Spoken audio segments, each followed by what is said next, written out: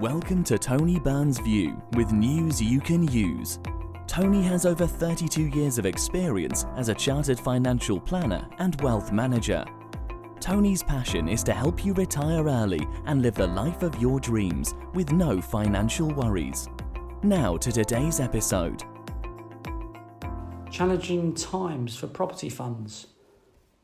Property has traditionally been one of the four main asset classes, together with equities, bonds and cash, within a well-diversified portfolio designed to reduce volatility and manage risk.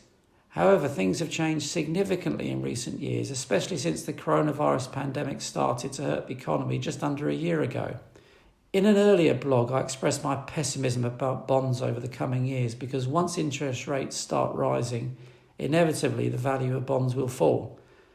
As for cash, there is no point investing in cash other than to pay management fees, because once you deduct charges, your return will be negative because interest rates are virtually zero.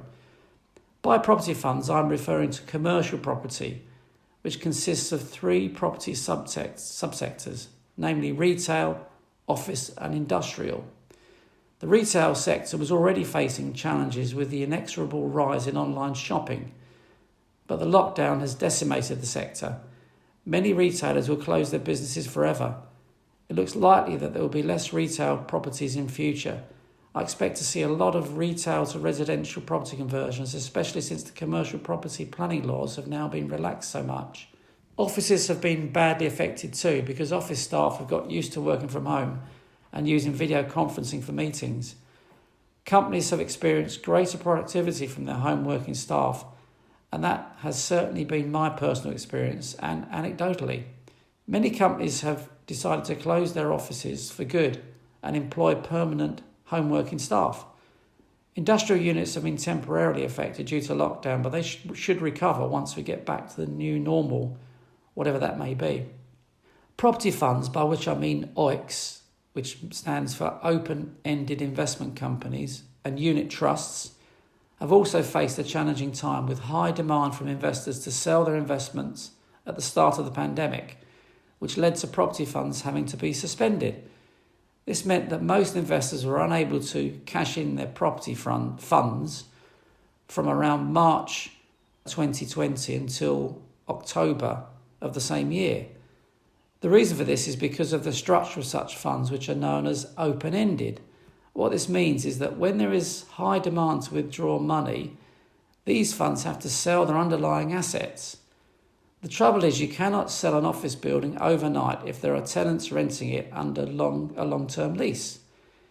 Even if the property is empty, it could easily take months, if not years, to sell it.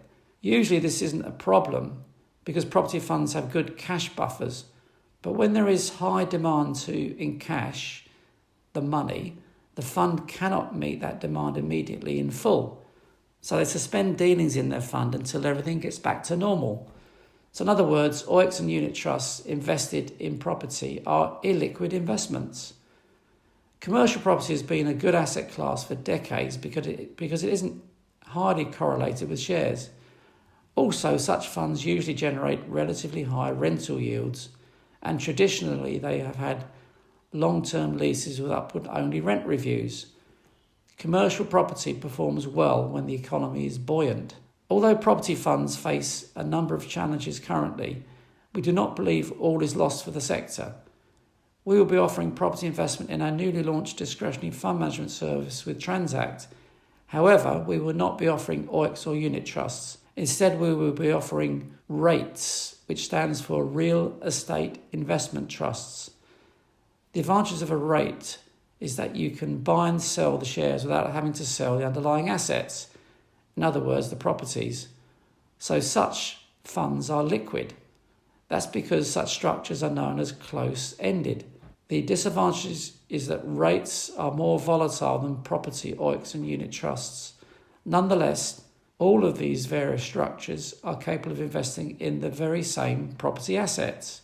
We do believe that certain sectors of the commercial property market have positive prospects, such as the following selective examples: data centres, energy centres, warehouses for storage and distribution of online orders, serviced offices, automated manufacturing centres using robotics and AI. Offices will continue to exist, but it is likely that demand will decline. Certain specialist high street retailers will continue to thrive, such as the best restaurants, pubs, hotels, hairdressers and nail bars. That's because there are many services that cannot be experienced online. Only the very best will thrive, and they will have to have a good internet presence to back up their face-to-face service. So we will continue to recommend property funds, but only rates, and even then, only selectively if we believe they're invested in commercial property with true growth prospects. You know it makes sense.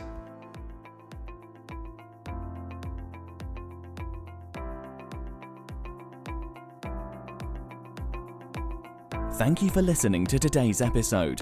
If you enjoyed it, don't forget to share it with your friends and family. For more information, head to www.wealthandtax.co.uk.